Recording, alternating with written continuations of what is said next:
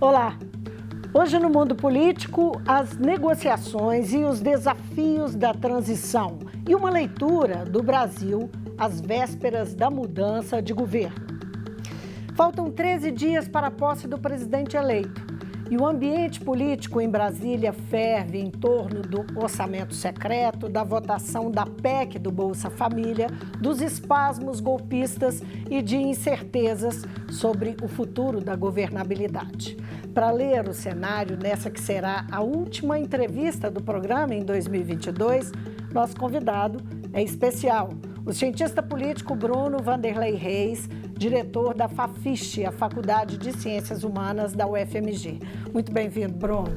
Obrigado, Vivian. Prazer. Participa comigo da entrevista o jornalista Marco Antônio Soalheiro. Prazer estar com você, Vivi, com o Bruno. A gente estava com saudade dele, inclusive. Com certeza, tem tempo que ele não vem aqui. Pois é. Eu Mas estava então, com saudade. Vamos aos fatos, vamos começar pelos fatos, Imagino. né? Bruno, o Supremo Tribunal Federal derrubou, né, hoje de manhã, quando terminou o julgamento, por 6-5, considerou o orçamento secreto inconstitucional.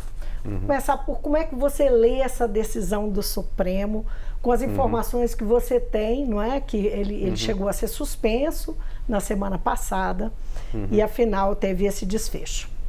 Tá tudo muito fresco, né? Muito em cima. É o tipo de assunto que depois, para estimar com exatidão os efeitos, né, precisa de alguma cautela, né? Muito técnico, muitas reverberações.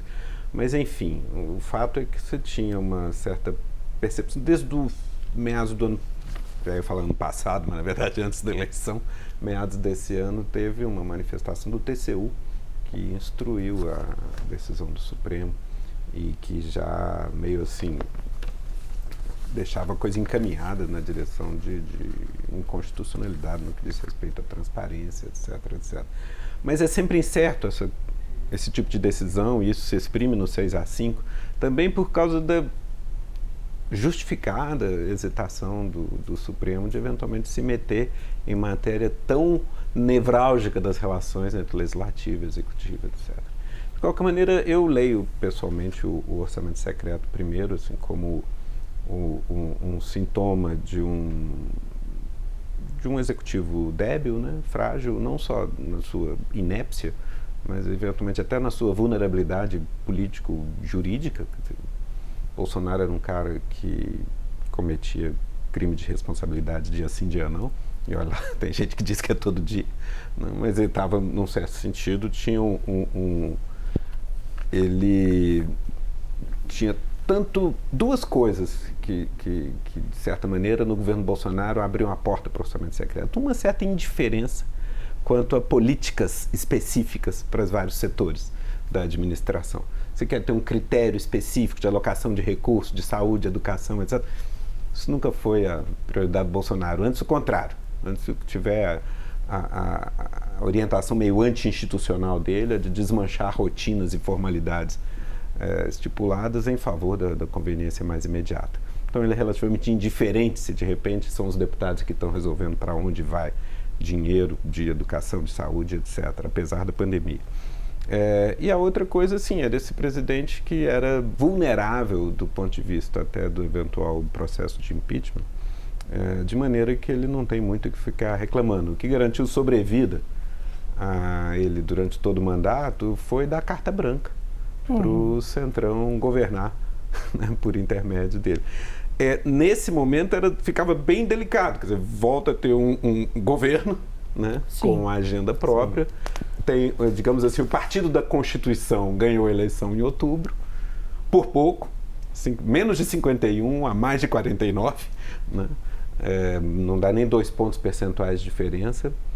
E daí toda essa incerteza com relação à força relativa do Arthur Lira na sobrevivência no Congresso. O governo eleito tem que pisar em ovos quanto a isso, porque você não pode entrar chutando a porta na relação com o Congresso.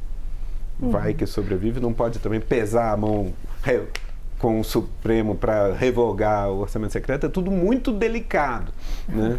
E no fim, eu acho que, de novo, assim como aconteceu... Há declarações em curso aí, não é? Que dão essa... Haddad fala uma coisa aqui... Imagino, eu outro não fala vi essa... Enfim, justamente tentando amenizar e negociar. Né? E tudo tem acontecido muito... por pouco, né? O próprio resultado da eleição, 51-49, né? Que foi menor do que todo o prognóstico anterior. A eleição vai só fechando e acaba. E agora essa votação, 6-5. Né? Então você está operando num ambiente em que pese uma certa reaglutinação de forças políticas em torno agora da liderança do Lula, incluindo antigos adversários, a começar pelo Alckmin. Por outro lado, apesar dessa reaglutinação, esse campo está obtendo vitórias na conta benta, né? Contadinhos. Então ele precisa, tudo indica, cultivar essa coisa o que for possível para prosseguir em condições de juntar os cacos e ir pouco a pouco reconstruindo a governança, as políticas públicas, a capacidade do governo do Estado. Dentro dessa lógica, Bruno, a gente teve hoje uma declaração de Fernando Haddad, de fato, dizendo que não ter orçamento secreto não significa que o governo tenha a intenção de retirar protagonismo dos parlamentares da execução orçamentária. Mas é fato que ter ou não ter orçamento tem impactos para a governabilidade. Quais seriam os caminhos sem orçamento secreto, que é a decisão de momento do Supremo, que você vê para que o governo consiga construir uma coalizão majoritária no parlamento? Só fazer mais uma observação em cima do que ele falou. Haddad fala também que o governo, e a Gleisi Hoffmann confirma, vai manter a negociação pela PEC. Pela PEC da transição. Até fazendo, claro, uma deferência ao legislativo, porque ele diz, essa é a boa política. E isso é uma referência, né, só para a gente pontuar, que acho que não foi dito ainda no programa, a decisão do ministro Gilmar Mendes, né, que por liminar ali autorizou que os gastos com o Bolsa Família fossem excluídos do teto. Exato. Essas coisas a gente gosta de imaginar que tem muita coisa sendo negociada, mas isso não é tão simples assim, porque você não sai a campo barganhando decisões nesse campo sem correr riscos você mesmo de fazer dar errado, né? Então eu acredito mesmo que o governo de transição tem vivido semanas de considerável suspense e incerteza. Primeiro tem incerteza quanto ao apagão de dados, assim. A administração, para além do que tenha feito ou deixado de fazer, em matéria de desconstrução de rotinas, etc., no meio disso vem um certo apagão informacional, porque não há coleta sistemática de informações, aquilo que o Alckmin declarou semana passada, falando, gente, é como se a gente tivesse de volta a idade da pedra, porque não tem dado. Então você vai ter que operar meio intuitivamente a respeito da reconstrução, em que cada ministério vai ter que sair a campo pondo em pé de novo as coisas. E do ponto de vista da formação de maioria, né? Da formação de maioria, da convivência entre facções variadas, eu imagino que deve ser como você experimentar um meio ambiente muito novo. Porque após Bolsonaro, após essa preeminência do Centrão, após o orçamento secreto, após Lira, etc., como é que vai funcionar de novo a composição de maiorias no Congresso? Isso provavelmente, em boa medida, vai ter que ter um aprendizado, porque não é mais idêntico ao período pré-Eduardo Cunha, né, em que as emendas eram apenas autorizativas, então o Executivo tinha a faca e o queijo na mão, eu executo conforme alguma barganha explícita ou tácita com pessoas no plenário. Agora elas são impositivas, independente de serem secretas ou não. Então, a gente está lidando desde 2016, 2017 com um Congresso fortalecido. Agora isso se dá não mais numa interinidade Temer, que tinha uma enorme boa vontade do Congresso, porque foi o Congresso que pôs lá, e o Temer foi presidente da Câmara várias vezes, etc., e nem no Bolsonaro, que era um outsider completo, e viveu uma sucessão de derrotas com Rodrigo Maia, até a capitulação com o esquema do orçamento secreto. Né? Agora é reconstruir em novas bases, que eu acredito que nesse momento qualquer coisa que a gente faça é muita especulação. Eu gostaria de dar essa resposta falando, vamos conversar com os partidos. Eu ainda vou ficar no campo da especulação, Bruno. Vamos lá, então. No jogo está em jogo, não é? Estão em jogo as reeleições do Rodrigo Pacheco e do Arthur Lira. E essa decisão do Supremo impacta muito, porque essa é realmente a forma como Arthur Lira, especialmente, manejou a Câmara nas negociações com o Executivo, com o governo Bolsonaro. Qual que é seu palpite sobre como é que vão ficar essas reeleições, que na verdade já vinham sendo negociadas também com Lula, no futuro governo. Inclusive com declaração formal de apoio do PT à Lira, já formalizada. Pois é, agora o mundo mudou um pouquinho, mas eu não me precipitaria a dizer, bom, agora zera tudo, porque isso tem custo, né? Isso não sai grátis. Eu acho que a decisão a respeito do orçamento secreto não muda as coisas para o Rodrigo Pacheco, né? O Rodrigo Pacheco é favorito desde o momento que Lula ganhou a eleição. Né? Um pouco é isso. Rodrigo Pacheco apostou suas fichas na vitória do Lula. Se perdesse, Bolsonaro teria outros candidatos no Senado. Né? Então ele é o candidato natural no Senado. Não há nada que indique no horizonte que ele esteja em perigo por enquanto. Né? Tem eventos sem descartar a possibilidade que ultimamente tem acontecido, que na hora que as legislaturas tomam posse, coisas acontecem. Pois né? é, e é uma outra legislatura. Assim, por exemplo, Davi Alcolumbre, né? Que ninguém falava de Davi Alcolumbre, de repente ele era o presidente do Senado. E com um perfil mais conservador ainda do que hoje. Sim, mais do que hoje. Agora, eu acho que também, assim, logo no primeiro turno, em outubro, tinha muita gente na esquerda meio em pânico com as pessoas que estavam se elegendo para o Congresso. Sim, tem algumas celebridades bolsonaristas que entraram, né? Damares, Ricardo Salles, etc., Pazuello, né? Mas quando olha para o quantitativo, do modo geral, assim, parece que as coisas ficam mais ou menos parecidas com o que estavam antes. Né? Você tem alguma coisa, continua tendo, enfim, desde sempre, uma vasta maioria que a gente pode mais ou menos identificar como uma espécie de centrão. Né? E centrão é um amálgama complexo de coisas variadas, que basicamente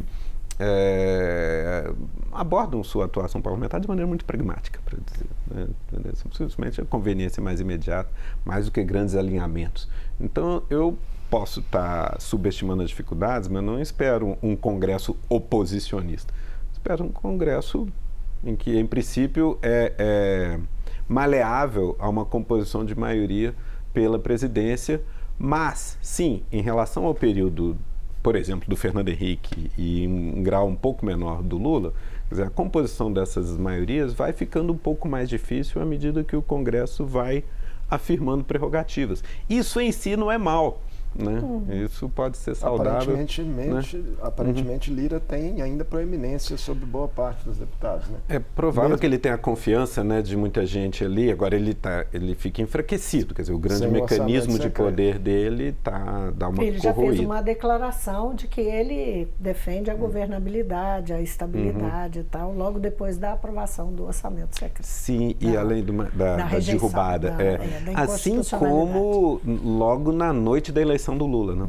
Também saiu imediatamente a Câmara, reconheceu o resultado imediatamente. Então, eu acho que isso é sintomático, quer dizer, a grande referência do centrão, né, no Congresso, na Câmara dos Deputados nesse momento, e é claramente um cara que joga duro, né? A lista de pedidos do Lira semana passada não era trivial, uma espécie de faca no peito, ele não se intimida. Ele reconhece, né? Alguns publicamente, pelo menos em entrevistas, ele andou rejeitando, né?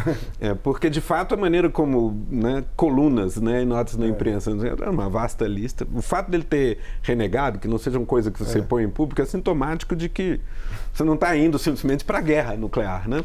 É aquela coisa em que você tenta barganhar, cacifar a sua posição de maneira a alavancar a influência. A gente frequentemente desqualifica isso como se fosse algo intrinsecamente ignóbil, mas eu faço questão de dizer que os políticos precisam fazer isso. De alguma maneira, estão eleitos a partir de uma constelação de interesses que tem eleitores, tem financiadores, etc., e cabos eleitorais de toda a natureza na sua retaguarda, que eventualmente elegeram, que esperam conquistas. É um jogo de interesses, exatamente, né? e eles são corretores desse jogo, eles têm que fazer isso. É preciso respeitar essa coisa. Embora, é claro, haverá quem jogue isso com uma certa brutalidade, outros que jogam com maior elegância, e outros de maneira mais construtiva, outros de maneira menor, mais apequenada, mas não é crime em si mesmo. Só pensando agora da perspectiva do Lula, você acredita que o presidente eleito fez o cálculo de que ele teria esse nível de dificuldade na transição?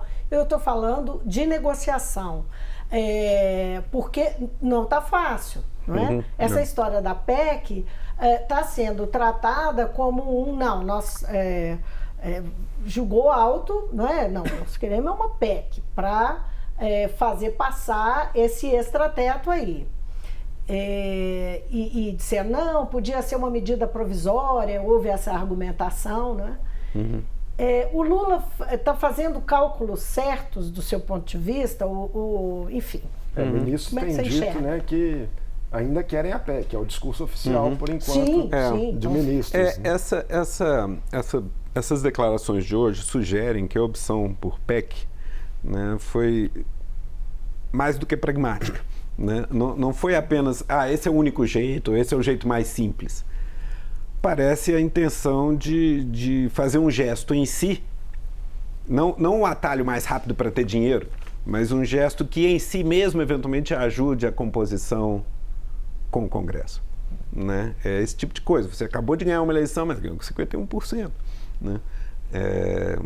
Bolsonaro, provavelmente o tempo joga contra ele, no sentido de que eu acho que o legado é problemático. Ele vai ter problemas na justiça, não vai ser preciso fazer muito esforço de tentar pegar Bolsonaro para ele ter problemas. Antes, o contrário. Teria que fazer muito esforço de ignorar problemas para evitar algum esforço casuístico de anistias e coisas do gênero, e nem há uma transição de regime que pudesse justificar. Não há nada acontecendo de mudança da ordem institucional para legitimar alguma conversa problemática que seja sobre anistias. Mas o Bolsonaro, literalmente, no limite, tudo que está sendo levantado na transição indica problemas de improbidade administrativa a respeito das informações que a gente tem obrigação legal de produzir, etc, etc. Todos nós, eu, diretor de faculdade que ordena despesas, você tem um monte de ritos que você tem que observar a respeito Tivemos um relato bem duro de Geraldo Alckmin, né? Exato. Na semana passada, detalhando ali uma série de falta de dados, políticas suspensas, ações descontinuadas. Para além do que é feito ou não, quanto ao método que é feito, a forma como é feito ou a ausência de rotinas ou desmanche de rotinas significa desmanche de controle e, no limite, ilegalidades. Então, enfim, é possível que Bolsonaro vá ficando mais fraco com o tempo, mas Lula toma posse. De um lado, ele tem grande capital político que acaba de ser eleito e tem todo um campo, como eu brinco, o partido da Constituição que aglutinou em torno dele. Por outro lado, esse governo, ele próprio, tem que legitimar-se junto também a 49% da população que não pegou. É uma legitimação. Pode ser um esforço. Ajuda a legitimação e o caminho aí dessa formação da frente ampla dentro do Congresso? Porque, em princípio, você vai ter uma maioria do Congresso que, embora pode ter uma orientação mais pragmática e aberta para conversa, quer dizer, em princípio foi eleita alinhado com outro campo, entendeu? Então, você precisa, ou pode ser o caso, pode ser recomendável, não é nem dizer que precise, mas pode ser recomendável fazer gestos que de alguma maneira tragam, sinalize disposição de interlocução para significar que tem espaço para uma conversa construtiva também com adversários, para além dos ex-adversários que já vieram para o campo durante a eleição. Porque tem também as pessoas que foram adversários durante a eleição e talvez o governo precise delas, né? Então, não é trivial a montagem da equação. E mais, da governabilidade. Exatamente.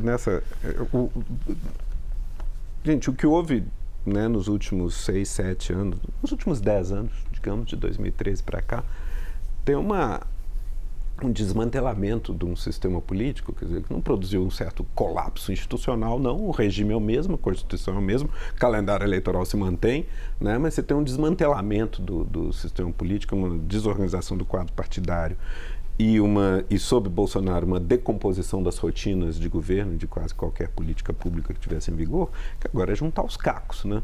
E isso tem muitas incertezas e riscos, as coisas podem dar errado gravemente.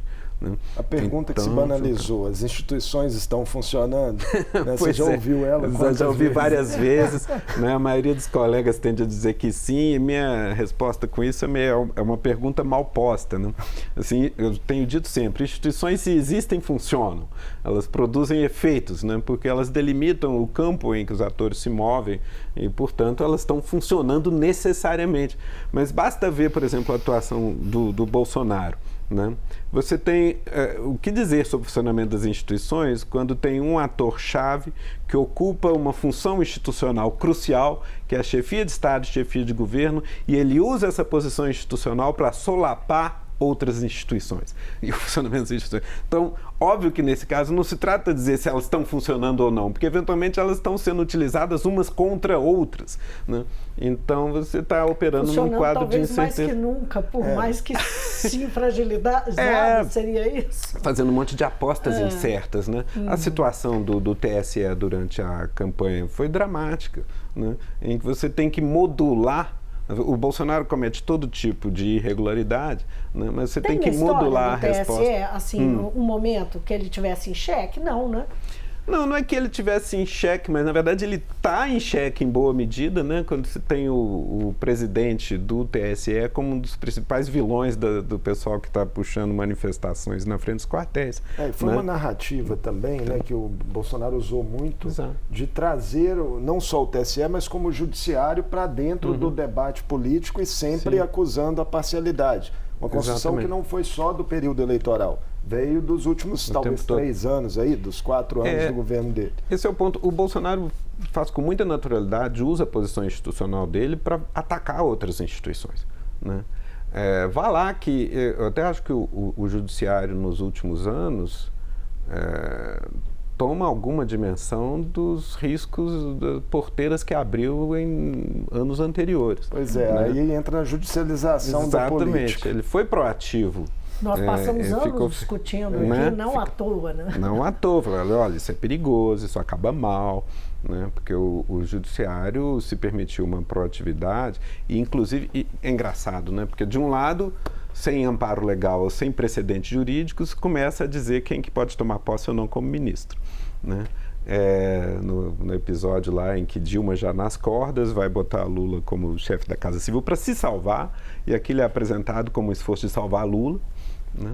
E desqualificado, deslegitimado e impedido, na verdade sem precedente legal e sem amparo legal, sem precedente judicial, né, jurisprudencial e sem amparo legal evidente. Né? Você tem que fazer alguma interpretação constitucional para sustentar isso. Né? Você tem uma grande proatividade. Do outro lado, irregularidades ou excessos ou abusos que a própria Lava Jato e os investigadores cometiam foram chancelados por muito tempo. Né? E depois... Então, e a certa altura você puxa de volta o filme, porque quando de repente tem um Bolsonaro empossado e ele está claramente assediando as instituições para eventualmente desconstruir tudo, aí fala, não, peraí. Né? Aí você retoma, na verdade, o que foi... Esse comportamento de recuo está no judiciário, mas a gente percebe também, você falou sobre isso recentemente, na mídia, né? Sim, em boa medida, né? Eu acho que, enfim, Bolsonaro não estava nos planos de nenhum protagonista de 2015, 16, 17. Né? E aí, quando, em vez de você ter, com a queda do PT, você ter a entrada dos antagonistas usuais, do PMDB, do PSDB principalmente, mas não, vem Bolsonaro, e na verdade o PSDB perde tamanho mais do que o PT. Até na ciência política muita gente subestimou, né? Em 2018, 17, 18, o potencial de Bolsonaro. A gente nunca vai saber inteiramente tudo o que aconteceu, quer dizer, porque eu digo que cientistas políticos errem prognósticos eleitorais, acho a coisa mais normal do mundo. Né? A gente necessariamente está operando em cima de algum tipo de parâmetro, condições normais de temperatura e pressão, né? Normalmente é isso. Então, o que eu falava, por exemplo, no primeiro semestre de 2018, falava, olha, quando começar a campanha, a partir de agosto, é que começa o período mais difícil para o Bolsonaro. Né? Porque ele estava na frente, mas aí, por quê? Porque na hora que começa a campanha, ativa-se o sistema político-partidária, aquela rede que vai do deputado federal até o prefeito no interior com os cabos eleitorais transferindo votos, né? Essa é a hora que você aperta play para sair. E o que me chamava a atenção quanto a 2018 é que não é que o cientista político está dizendo que Bolsonaro não tem chance ou que vai perder e tal, mas que a Câmara dos Deputados foi com Alckmin, né? O Centrão foi com Alckmin. Os deputados federais foram com Alckmin em 2018. Vários governos estaduais, né, na época. Todo mundo. Aí o Bolsonaro teve dificuldade de ter vice. Ele tentou Augusto Heleno, tentou Janaína Pascoal. Por que essas pessoas não viraram vice dele? Porque os chefes dos partidinhos nanicos onde estavam filiados não toparam, porque estavam com o Geraldo Alckmin, né?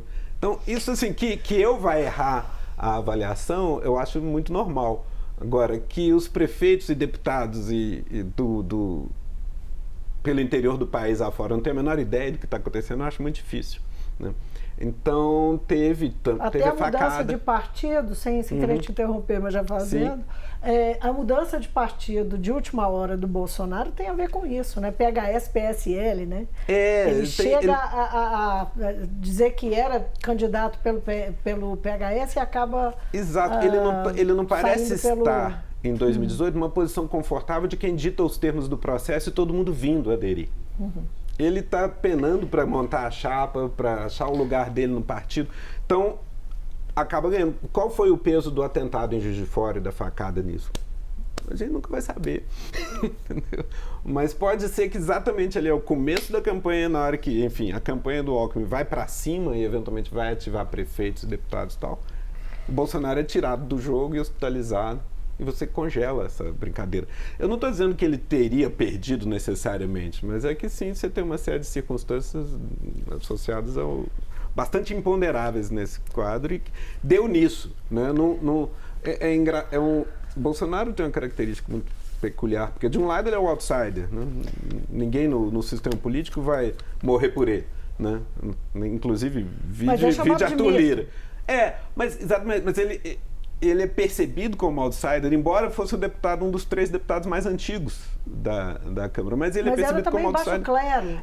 Porque ele é um iconoclasta completo, né? Isso é possível já medir? Você estava dizendo da dificuldade de fazer algumas leituras, né? Mas e essa? Como é que Bolsonaro chega? Aquele deputado antigo que todo mundo conhece, um dos mais antigos da Câmara, e é baixo clero e chega à presidência da República. Eu acho que você tem, eu uso a metáfora, você tem um organismo do sistema político tão debilitado que fica à mercê do predador, né? Bolsonaro era candidato a predador havia 30 anos, né? Ele fazia questão, ele era o cara que falava mais furiosamente contra a ordem constitucional desde 1988, quando ele se elege vereador no Rio, né? Depois de ser expulso do Exército por causa de uma travessura qualquer, explodindo alguma coisa lá. Apesar de votar pragmaticamente como deputado, né? Inclusive votou a favor dos governos petistas em vários momentos ali. Ele ficou sempre, partidariamente, ele ficou a maior parte do tempo no PP, que é o herdeiro do PDS, que é o herdeiro da Arena, né? E, aliás, faz sentido como um saudosista da ditadura, né? Então ele foi esse cara. Agora, o que as pessoas passaram esses 4 anos dizendo também, assim, né? Que ele e o entorno dele, e os filhos, e o Carluxo, e não sei o quê, que entendiam as redes, etc, e tinha entrado. Eu não compro isso. Esses caras não descobriram coisas que ninguém sabia. Eu acho que eles foram bem providos com um manual que vem de fora, né? Uma coisa que me chamou a atenção... Tem a ver com o avanço da extrema-direita. Tem a ver com o avanço da extrema-direita, inclusive fora do país, inclusive daí toda afinidade até retórica, para não dizer programática, né? Acima de tudo retórica mais do que programática, com o Donald Trump, etc. Me chamou muita atenção e desceu como um frio na espinha quando no dia 2 de novembro, 3 de novembro, 2 dias depois da eleição, o Lula começa a ter os caminhões na estrada, mas você tem um monolito na imprensa desqualificando aquilo como golpismo, etc, etc. Vem a primeira manifestação simpática aos manifestantes no Brasil, nos quartéis, falando que alegações plausíveis têm que ser apuradas. Vem da Fox News americana, na voz do Tucker Carlson. que é o cara da linha dura, da extrema-direita, trampista, etc., nos Estados Unidos. Esse jogo é jogado aí. Esse jogo, nós somos um peão nesse tabuleiro. E só para fechar, assim, né, na hora que eu olhei para isso e falei, caramba, isso não vai sumir. A gente vai ouvir para o resto do mandato que a eleição do Lula foi roubada, assim como os americanos ouviram a vida toda que Barack Obama é muçulmano, não nasceu nos Estados Unidos, que Joe Biden roubou a eleição dele. Isso vai acompanhar o resto do mandato, né, nesse atrito que vai deixando o governo na defensiva e vai minando. Né? É isso que vai fazer. Nesse sentido, não é Bolsonaro o inimigo. Bolsonaro é o cavalo eventual desses caras. Na sua visão, um dos saldos, então, do governo Bolsonaro, até por essa sua lógica de argumentação, é um enraizamento da extrema-direita no Brasil? De alguma, né? De uma... Bolsonaro é extrema-direita, muito claramente, orgulhosamente, né? Um cara com uma conversa fascistoide, autoritária, mais ostensiva. Eu acho que ele é um cavalo de tiro curto, um pouco por causa da natureza anticonstitucional da plataforma dele, muito agressiva. Né? Bolsonaro é o cara que vai falar contra o TSE, contra a urna, etc. No sentido que, num certo sentido, a direita no Brasil, eu suspeito que não precisa. A direita no Brasil, com boa penetração evangélica, uma plataforma assim, politicamente um pouco mais dura, um pouco mais intolerante, com um componente de mobilização evangélico nas periferias, com um repertório econômico mais pró-mercado, né? E essa é uma coalizão que é competitiva eleitoralmente, não precisa desqualificar as urnas, não precisa bater de frente com o Supremo ou com a Constituição. As Forças Armadas fizeram essa leitura, você acha? Não sei, eu acho que as Forças Armadas... Eu não sou nenhum estudioso das Forças Armadas, tem colegas que estão mais mergulhados nisso e dizem muita coisa diferente da minha intuição. Assim, de que Bolsonaro é fruto de uma movimentação nos quartéis mais do que mobilizou os quartéis na falta de outra coisa. Minha sensação é o seguinte: Bolsonaro é o cara que, chegando ao poder, precisa de quadros e faz um movimento de cooptação da cúpula militar, até porque você traz gente para ocupar a esplanada. Com isso, você ganha um respaldo militar, você ganha um dispositivo militar simpático, receptivo a você, que pode ser importante em caso de instabilidade aguda, né? E, ao mesmo tempo, você passa a ter quadros onde, de outra maneira, ele não teria. O Bolsonaro não vem surfando um mega movimento cheio de gente e aí acaba ganhando poder. É o contrário, ele é ninguém em 2017 e tem que governar o país em 2019. Né? Então, ele tanto é que improvisa, né? E traz militares, do modo geral, com maus resultados, do modo geral. Mas coesiona aquilo. Agora, em boa medida, ele tem a simpatia na família militar, digamos assim, nos quartéis, e no médio escalão também das PMs e tal. Mas eu não sinto como plausível a ideia de uma movimentação por parte das Forças Armadas como instituição, alto comando, dando golpes, etc. Na hora que eu penso no cenário de crise e deterioração institucional, eu penso muito mais num governo que vai se incapacitando para agir, vai ficando impopular, desgastado, e essa corrosão na forma de certa anarquia nos tratos médios de polícia militar e milícias e etc., corroendo a ordem. Isso é um cenário muito mais preocupante do que, sinceramente, eventual quartelada. Eu ficava falando, gente, se 2 ou 3 generais põem os tanques na rua e dão um golpe, isso é quase uma boa notícia, porque isso dura 6 meses. Você não tem como realmente sustentar isso por 21 anos fora de uma Guerra Fria. Entendeu? Você não tem viabilidade no cenário desse. Não é isso.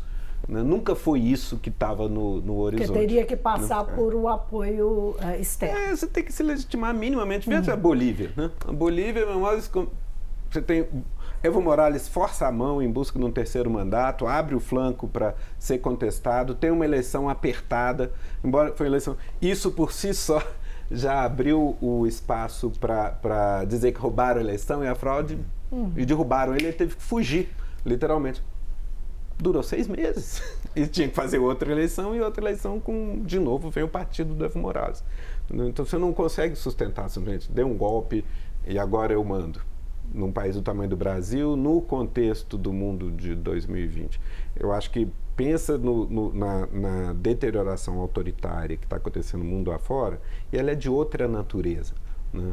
O que você tem é uma corrosão da legitimidade da autoridade, das instituições formais, uma certa desqualificação das fontes habituais de validação do discurso público, né, da fundamentação racional de um debate em busca de consenso, persuasão mútua. Isso é desqualificado num ambiente tóxico, de desqualificação mútua, mais virulento, e que você vai antes, mais do que eventualmente derrubar uma Constituição democrática para botar um general governando, o que você tem é um esvaziamento, né, dos procedimentos democráticos por sua desmoralização no que eu chamo um terraplanismo político, porque você começa a sustentar em público qualquer coisa. A despeito das evidências, né, Bruno, que a posse de Lula não esteja em risco, essa narrativa continua viva em setores da sociedade, né, que estão aí na porta de quartéis e ainda acreditando... Ou queimando carros.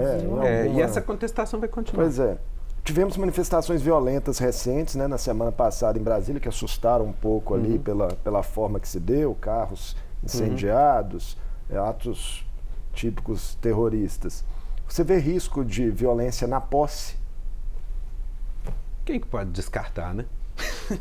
Porque, veja, até porque isso não precisa ser orgânico, né, gente? Sinceramente, o que aconteceu em Brasília semana passada, de repente eram parcelas da população inconformadas e que ninguém conseguiu conter? Ou não é gente encorajada a fazer isso? É bom que as instituições estejam em sinal de alerta ligado. Claro, eu acho que é importante que as instituições estejam em sinal de alerta, ligado, estejam realmente vigilantes. Há gente conspirando contra a ordem. Né? Há financiamento, né? Isso já está em financiamento, é muito claro, né, que há financiamento. E eu acho que, na verdade, é um modo... É importante que a gente esteja... Isso não necessariamente se radica exclusivamente dentro do país. Isso extrapola fronteiras, né? É muito exasperante a homologia formal de vários processos análises que você tem pelo mundo afora, né? A internet cria uma oportunidade, mas eu acho que há um playbook, há um manual de como você desestabiliza regimes. É mais do que governo, você desestabiliza um regime. Quando a Rússia invadiu a Ucrânia em fevereiro, né, todo mundo caiu de boca naquilo, eu pelo menos estava além demais, começando um período de uma semana de isolamento por causa de Covid, 10 dias no quarto, e no segundo dia a Rússia invade a Ucrânia. Eu falei, caramba, guerra! E aí fica lá mergulhado, lendo umas coisas, assistindo documentários e tal, a internet está cheio deles. Na hora que você pode escolher o documentário sobre a Ucrânia, a sua inclinação mais, pode ser o mais pró-Rússia, pode ser o mais pró-Ucrânia, mas todos eles contam a mesma história lá em 2014 na Euromaidan. As rebeliões na Praça Maidan, lá em Kiev, em 2014. É muito parecido com 2013 no Brasil. É igualzinho. O repertório tático, o repertório do tipo de recurso mobilizado, o tipo de retórica, a existência de grupos específicos que funcionam como ariete da provocação violenta. Quer dizer, vai formando um caldo. É isso que, digamos, na nossa história recente, de 2013 para cá, você diria que estava sendo ali tem um repertório criado um contexto para essa extrema-direita avançar. A gente precisa acabar de entender essas coisas, claro. É muito difícil validar sobre isso, porque não é também política internacional habitual, não é geopolítica habitual, porque não é de governos que a gente está falando necessariamente, mas você tem uma interface complicada aqui entre estabilidade nacional de casos políticos domésticos específicos com um ecossistema internacional que tem um modus operandi. A homologia da linguagem e do discurso e do repertório tático entre Bolsonaro e Trump salta aos olhos, né? E você tem um repertório tático também de desestabilização política, sem prejuízo do fato de que as pessoas estão sinceramente na rua. Entendeu? No momento, mas você tem como capitalizar essas coisas. Uma marca do Bolsonaro, não é? E do bolsonarismo é que ele cultua a violência, o ódio, o adversário, ele é inimigo, não é? E todo o discurso é muito em torno, né, da oposição marcada pela violência. E isso foi institucionalmente alimentado pelo governo com, enfim, um monte de flexibilizações aí de armas e a população sendo armada. Você diria que está havendo uma inflexão cultural no Brasil a partir desse crescimento da extrema-direita e desse governo mesmo, né? No mundo, né? De novo, né? Os Estados Unidos estão repletos de milícias, né? De gente armada. Lá o governo é constitucionalmente impedido de botar qualquer restrição ao armamento pessoal. Então, lá o problema de milícias é mais sério que aqui, né? E elas causam problemas de intimidação, de casas legislativas em alguns estados, pelos Estados Unidos. O repertório é mais ou menos esse. Quer dizer, você tem o ambiente político da internet, acho que pode ser apropriado, como muitos colegas dizem, tanto à esquerda quanto à direita. Mas ele não favorece moderação política. Tá? Ele favorece o choque, né? Quem agride o adversário e, portanto, o promove inimigo e o desqualifica como criminoso, como alguém que vai destruir, numa armação bem maniqueísta, bem dura, bem intolerante, é que ganha volume na internet. E esse é um ecossistema que esvazia o centro. Isso ajuda a explicar o fracasso da terceira via, da chamada terceira via na eleição do Brasil desse ano? Ajuda, acho que é um ingrediente a mais, embora é isso, né? A dinâmica eleitoral insiste em frustrar sonhos de centristas moderados mundo afora desde os anos 40. Vídeo a UDN, né? Nos anos 40, a certa altura, a UDN é progressivamente empurrada pela coalizão PSD-PTB para conspirar com os generais. Né? Mas o que está acontecendo agora é uma versão mais radicalizada disso, porque a democracia da segunda metade do século XX é uma democracia que dependia da mediação partidária, que só os partidos tinham organização e capilarização para fazer, né? Para fazer a mediação que transformava inclinações de opinião em voto em larga escala. Né? Agora, no ambiente atual da internet, os partidos parecem constituir uma mediação dispensável, né? Mais ainda quando você tem um sistema feito do Brasil de lista aberta, etc., em que eles nunca foram salientes na fixação da orientação do voto do eleitor.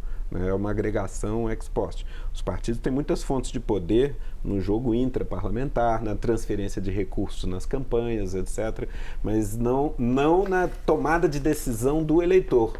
E aí eu acho, no mundo da internet, isso é reforçado e os partidos a identificação partidária está sendo corroída e está diminuindo mundo afora. De maneira que o ecossistema político hoje é propenso a dispensar essa mediação. E aí ela tem uma oportunidade, eu diria, a plebiscitarização, digamos assim, da política, ela esvazia o centro, ela aumenta a intolerância, ela favorece polos, mais ainda do que já tinha antes. A gente teve até um relato, né, Vivian, de vários deputados que a gente ouviu após a eleição, de que aqueles que estavam mais vinculados às campanhas majoritárias, mais diretamente vinculados, tiveram mais facilidade para se reeleger.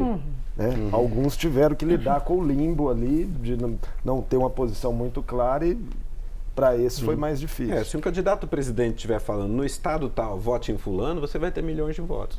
Agora, Bruno, eu queria focar um pouco no futuro. Sim. Nós falamos aqui de 2013, você falou desse crescimento da extrema-direita, tomamos aí esses acontecimentos recentes, né, que a gente pode considerar dos últimos 6, 8 anos, como mudança, e marca também um período de instabilidade permanente no país, né? O que pode devolver a tranquilidade? O que Lula, né, que é o presidente eleito, que vai governar a partir de 1º de janeiro, tem que fazer ou deixar de fazer para que o país volte a uma normalidade. Tá. Eu acho que ele tem que equilibrar duas coisas, é o que tem me passado pela cabeça, assim, que talvez possam estar em tensão uma com a outra. Porque primeiro é o seguinte, ele precisa entregar bem-estar. Né? A vida tem que melhorar. A vida melhorando, você tem um vento nas costas. Entendeu? As coisas... Bom, ele precisa entregar isso porque ele chegou ao poder sob grande desconfiança, né? 49% estavam suficientemente atemorizados com a mera perspectiva da volta de um presidente que tinha governado por 8 anos para aceitar continuar com Bolsonaro, não obstante tudo que você quiser empilhar contra Bolsonaro, né? Assim, é de arrepiar os cabelos pensar que Bolsonaro conseguia, ao fim dessa confusão que ele arrumou, na pandemia, no orçamento secreto, na roubalheira do orçamento secreto, etc., continuar enchendo, batendo o peito para falar de corrupção, né? E cola, né? Então, você precisa suavizar essas desconfianças, esses medos, com um governo que preside sobre prosperidade, tá? De maneira que isso é o principal lenitivo que a sociedade pode ter. E, aliás, é até um problema. Hoje, quando muita gente fala se crescimento econômico continua sustentável, se a gente deve... Os governos não têm muita opção, eles precisam entregar bem-estar. E um governo pela esquerda, então, nem se fala, né? A esquerda, eu brinco sempre, assim, mas é verdade, a esquerda, por definição, tem inimigos poderosos, ou não seria esquerda. Então, ela precisa entregar conquistas, para falar, olha como sua vida melhorou, né? E aí é só para os pobres que são a prioridade declarada, ou teria que ser uma sensação de bem-estar mais ampla para aplacar ali resistências? Quanto mais ampla, melhor, claro, né? Mas o grosso do eleitorado é mais pobre nas condições do Brasil, então é lá que se resolve a parada. Reforma tributária seria alguma coisa que não sei, alguma coisa eu não acredito. A gente tem condições de fazer coisas ambiciosas, inovação institucional, você vai estar juntando os cacos, né? Então, botar para funcionar o que tinha já é uma conquista, e não acredito que você consegue realmente entregar se você bota o sarrafo muito alto. Uma reforma tributária não vai rolar, não tem coesão para isso, né? Então, é meio... o período anterior do Lula sugere que tem espaço até fiscal para você ter melhorias de bem-estar social sem comprometimento do quadro macroeconômico, do modo geral. Claro, houve período favorável nas commodities, etc., mas isso oscila mesmo.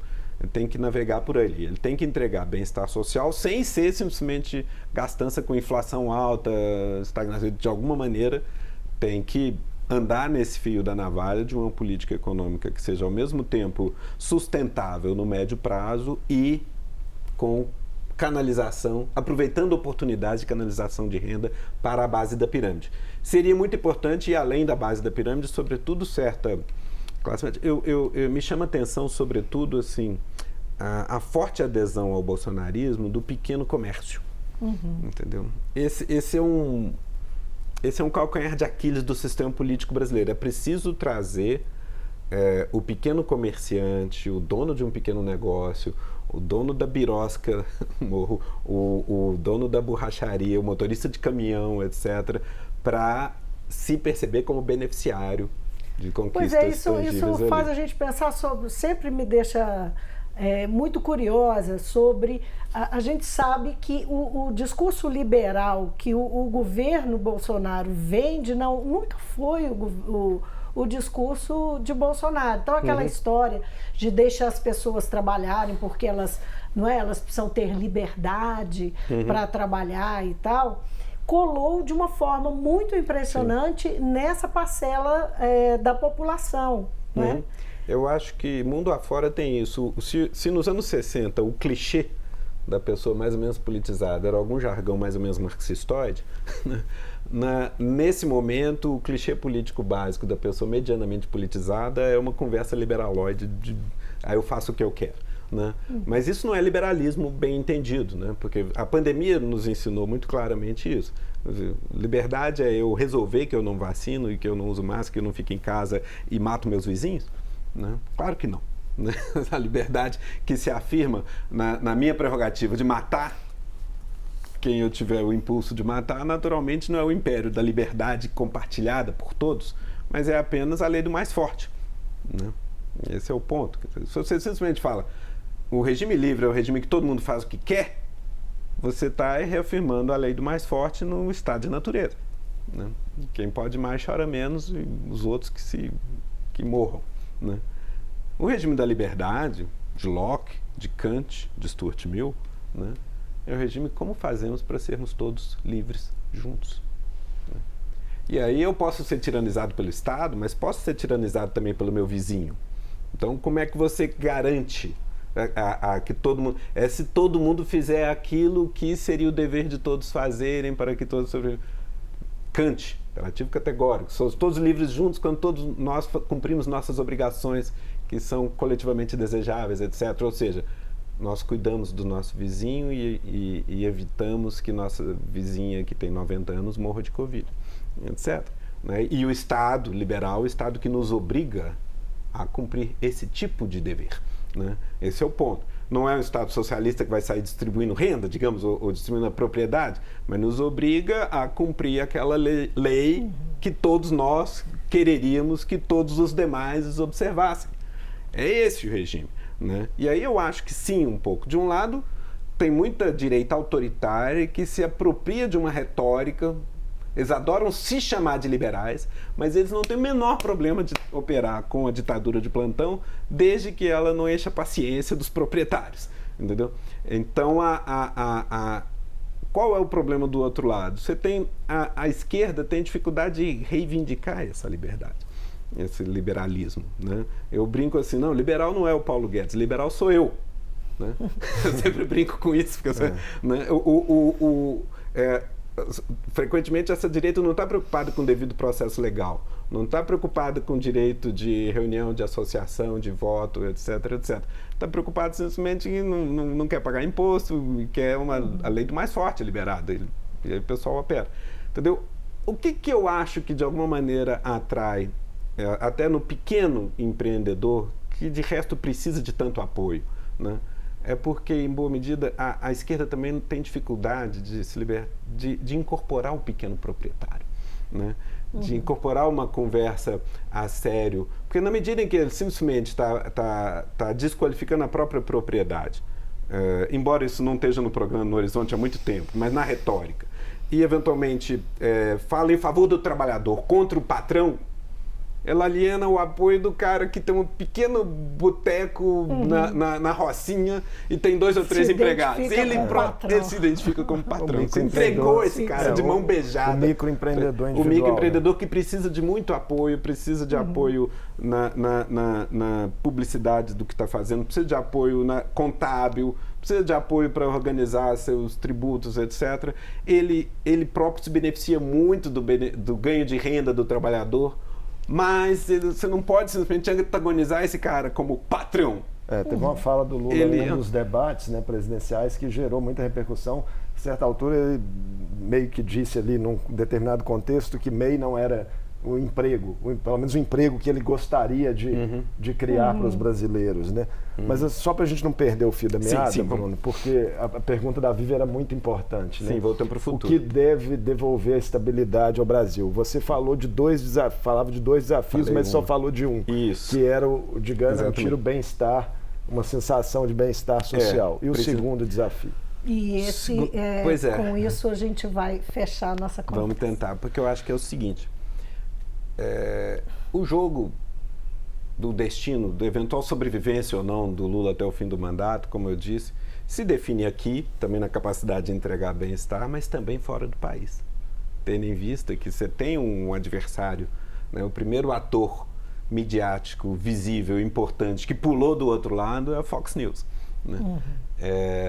E num certo sentido, eu acho que o que a Fox News antagoniza não é necessariamente o PT, ou o Lula, ou a esquerda, mas é uma antagonização, isso inclui entre os antagonistas da Fox News o Partido Democrata americano, que está lá apoiando a guerra na Ucrânia, etc, etc. O jogo é mais complicado do que os polos esquerda-direita, por exemplo.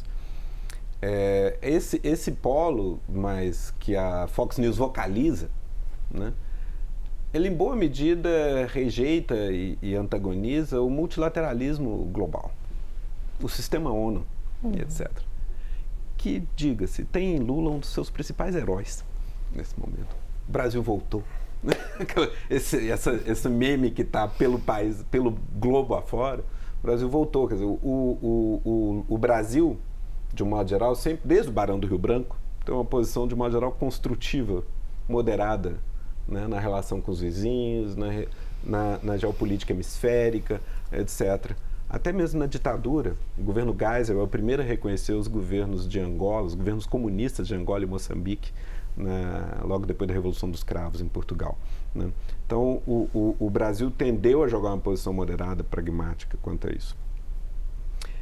Quando você tem um presidente operário vindo pela esquerda, mas é capaz de atuar pragmaticamente para ter ganhos de bem-estar e jogar de maneira proativa no sistema multilateral, ele se torna um popstar do multilateralismo. As pessoas amam ele e acho que isso torna ele um alvo dessa turma. Então, de alguma maneira, ele precisa alavancar a posição. Mas é um anteparo também? É um anteparo também.